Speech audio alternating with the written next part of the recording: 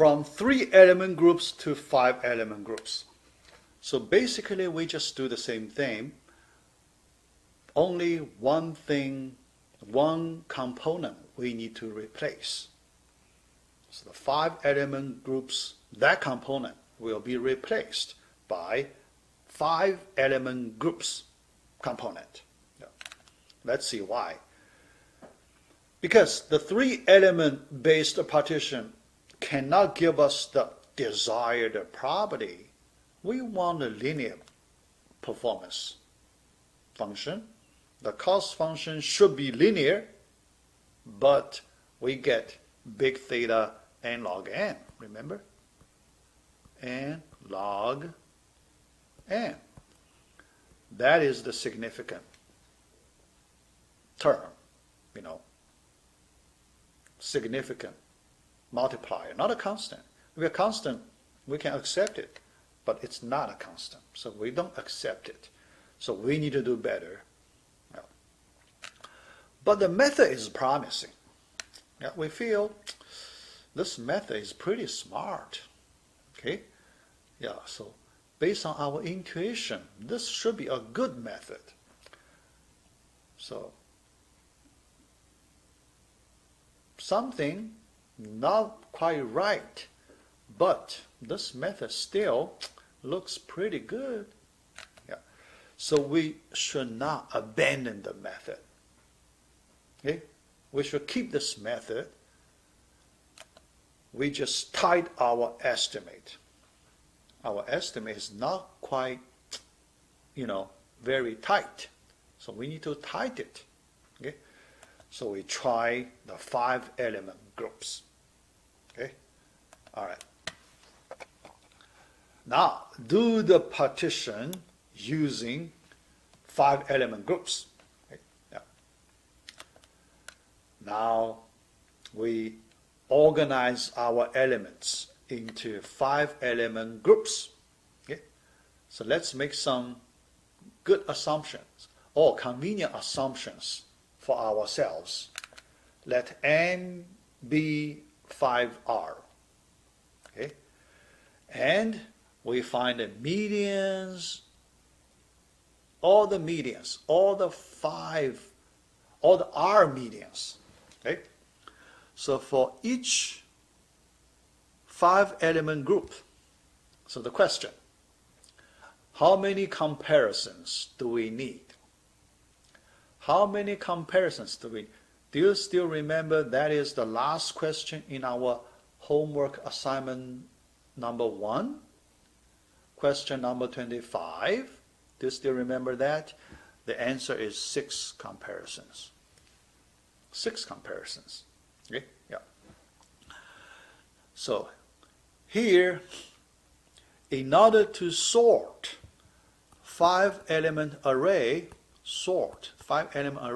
we need to use 7 comparisons. The best we can do is 7 comparisons for the worst case. Yeah, we have to solve for the worst case, 7 comparisons. But to find a median, same number elements, 5, we need to use 6 comparisons. You can see 1 fewer, 6 versus 7. So we do not need to sort the whole array. We can save 1 comparison. Okay? So that's the gain. Yeah. So we are willing to pay 1 fewer comparison to get a little better performance here. So all right. Yeah. Now let's make some assumption. Okay? Let me draw this line. Okay? And we arrange the elements. For those above this line, they should be less than their corresponding median. So for each group, the 2 elements above that dashed line should be not greater, less than the corresponding median. Yeah. So similarly for all the groups. Okay. Yeah. And the bottom part, 2 elements should be greater than their corresponding median. Okay? Yeah, so that's the arrangement. Yeah. After that, next, yeah, so because we have R groups, we want to make another convenient assumption, R equals an odd number, 2s plus 1, as we did before. Yeah, so n equals 10s plus 5. Okay. Now let's look at, basically we do the same thing as before. What are those elements that are guaranteed to be less than m star? We know m star, the median of the median, right? So this one, okay? Suppose this is m star, median of the medians, okay? So that is this block number 1, okay? We can easily see that, okay? Using the same logic reasoning, yeah. The two elements should be less than its corresponding median, but its corresponding median less than the m star. So by the transitivity, we have that. Okay? And we also know there are 3s plus 2 elements for this block. Okay? Yeah. You can easily find 3s plus 2. 1s, 2s, 3s plus 2, right? So 3s plus 2 elements. Okay, all right. Block 2, those elements that are guaranteed to be greater than m star, this block. Also 3s plus 2. Okay. 3 remaining elements that could be greater or less than m star. Okay, yeah. So we know 2s here, 2s element here, total 4s elements. Okay? And we can compare these 4 elements one by one with the m star. Okay? M star. So 4s comparisons, we can know what elements are less than m star, what elements are greater than m star. Okay? Yeah. So we can do the similar things as C.4. Tighten the estimate with 5 element groups. So how do we tighten it? Okay. All right. So here, this is the diagram for the C array containing all the medians. Yeah. Median of all the medians. Okay. All R medians. Okay. Not R median. Yeah. Yeah. This C array, we rearrange the whole A array. Yeah, not just the R medians, the whole A array. Yeah, that's important. Okay, all right. Because we want to do partition. Remember, we want to do partition of the whole original array, not just those medians. Okay, all right. Next, block 1. We know 3s plus 2 elements at the left subarray, left-hand side of m star. And block 2, another 3s plus 2 elements at the right-hand side of m star. And the remaining 4s elements, after 4s comparisons, we can get part A, 3a. Block 3a, we have this little a, this number of elements that are less than m star, and the 3b block, little b, this many elements that are greater than m star. Okay? All right. So now we can derive the recurrence relation, and we want to solve it. All right. We still use the cost function S. Okay? So that's for the whole selection problem. Okay? The whole selection problem for that whole A array. Okay? Yeah, because the size of A array is n. Yeah. Left-hand side S of n, the right-hand side, we need to pay the cost term by term. Okay. So let's evaluate the cost for all the terms we need to pay. Okay? The first term we need to pay, 6n over 5. Why 6n over 5? First, remember the 6. Find the median for one 5-element group. That's the cost. 5-element group. Okay? We need to pay 6 comparisons. How many groups do we have? N over 5. So that's why we need to pay this cost. Okay? All right. Second term. What is that cost we pay? Remember, we need to pay 4S comparisons. Okay? And approximately equal to 10S. 4 out of 10. That's 2 over 5. So that's the number of comparisons we pay for 4S comparisons. The second term. Okay. The third term. What's the third term? S of n over 5.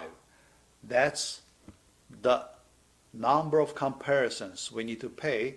Find n star. Find the median of medians. So remember, we get the median this size.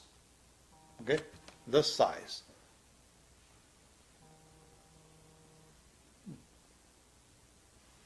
Okay? And the selection problem S of this size, so we pay this term. The last one, the term we pay, S of 7n over 10. So why 7n over 10? Okay? Look at the subarray we drop. So this is the subarray we can drop because we consider the worst case. The remaining, all the elements that remains, we can put in the subarray. So that's 7n over S approximately. Okay? All right. The base case. All right. So then after simplification, we get this recurrence relation. The question is, how do we estimate S function? So our next slide, we will answer this question. We use the same technique, recursion tree. Okay? Yeah, recursion tree. Okay? S of n, then we split because we have 2 S functions we need to call. Other than that, we have a non-recurrence term, 8n over 5. Then we split another time, we pay corresponding non-recurrence cost. Why is this? 8 over 5, because how do we get the non-recurrence cost? It is 8 over 5 times the size number, right? But here your size number is n over 5. So 8 over 5 times n over 5. That's why 8n over 25. Here the same thing. Okay? You use the same way. 8 over 5 times the size number, 7n over 10. Okay? So that's this number after simplification. Now you add up these 2 non-recurrence terms, you get 36n over 25. That is, we can write in this way. So here you can see 9/10 times 8n over 5. This 9/10 number is less than 1. That means the second level, your non-recurrence cost is reduced. So if you compare what we did in the 3-element method, we couldn't reduce the non-recurrence cost in the level 1. So similarly, we can at each level, we can reduce by a factor of 9/10. Every time we multiply this 9/10 factor, okay, so we can reduce, keep reducing, all right? So finally, yeah, because, all right, yeah, I mean, the base case, finally, we get this estimate, okay? So every time we multiply the factor 9/10, so we get this geometric series, infinite geometric series. Here we don't worry about how many levels, so that's not important because we can do this whole geometric series, the summation of this geometric series. By the formula, we have this number. After simplification, we get 16 times n. The 16 is a constant, right? Constant c. So this expression is in big theta of n. Okay? So that's our goal. So we achieved our goal using this method. Okay? So here you can see, after so much work, finally we solved the selection problem using this linear method. That's the end of this lecture. All right, so we complete all 5 videos for this lecture, Lecture 6, Part C.